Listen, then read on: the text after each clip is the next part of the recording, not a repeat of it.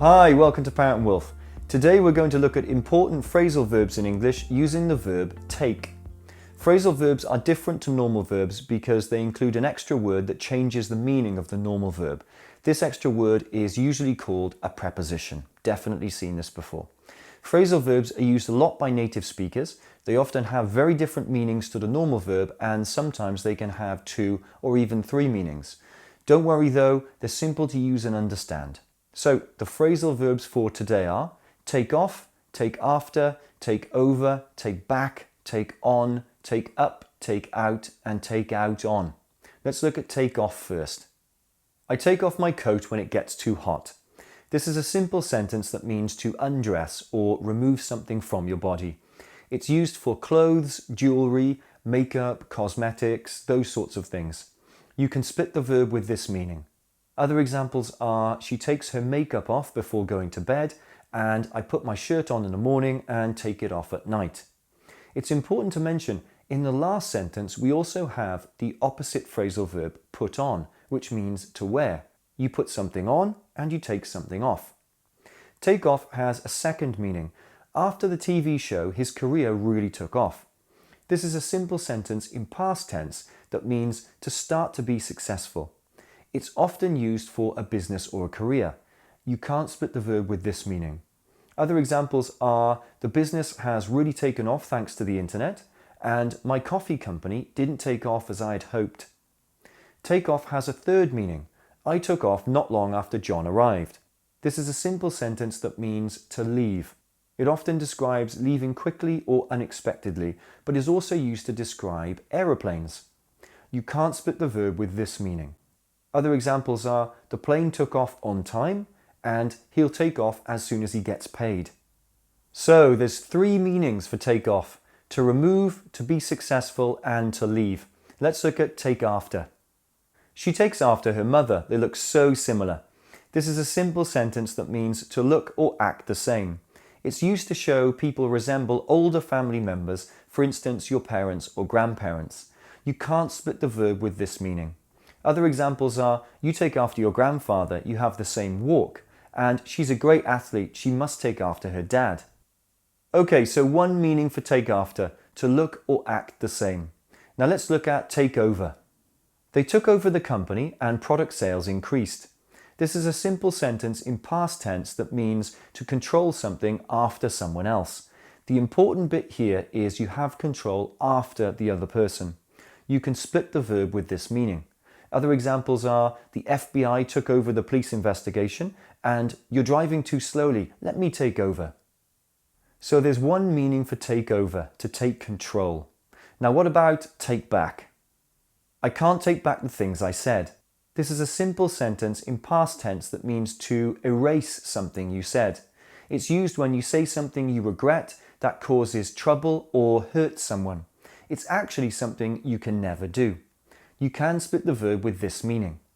Other examples are what's said is said, you can't take it back, and she said she loves him but wishes she could take it back. Take back has a second meaning. John wants to take back control of his life. This is a simple sentence that means to retrieve or to return, and it's sometimes used to describe or show force. You can split the verb with this meaning. Other examples are he stole my phone and I'm going to take it back, and I need to take the clothes back to the store before it closes. Okay, so there's 2 meanings for take back: to retrieve words and to retrieve things. Now let's look at take on. Emma took on too much work and now she can't manage. This is a simple sentence in past tense that means to accept work or a challenge. You can split the verb with this meaning. Other examples are do you have the courage to take on the 100-meter hurdles? And I didn't take enough highly paid work on over the summer. So, only 1 meaning for take on, to accept. Now let's look at take up. People take up hobbies to entertain themselves. This is a simple sentence that means to start to do or learn an activity. It's mostly used for hobbies and amateur activities. You can split the verb with this meaning, but it's rare. Other examples are I took up flower arranging to pass the time, and piano is taken up by a lot of young people. Okay, so there's 1 meaning for take up, to start a hobby. Now let's look at take out. Emma took John out for dinner. This is a simple sentence in past tense that means to invite someone to an event. It can also be used to describe relationships and dating. You can split the verb with this meaning.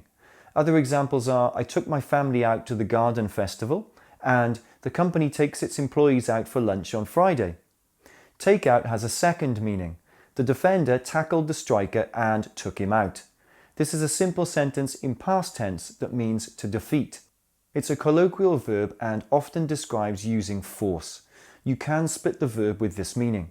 Other examples are, I took out everyone in the karate tournament and won, and gamers always take me out in PvP battles.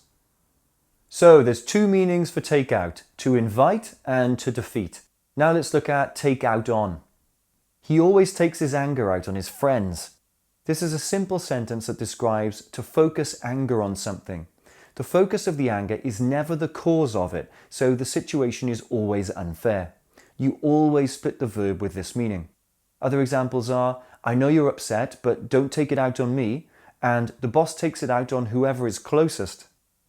Okay, only one meaning for take out on. Focus your anger unfairly. Now remember, you can split some phrasal verbs, but others you can't split. When we split phrasal verbs, we can replace the object with a pronoun. However, the pronoun can only go in the middle of the verb, never at the end. For example, I turn the light off, I turn it off. I turn off the light, I turn off it.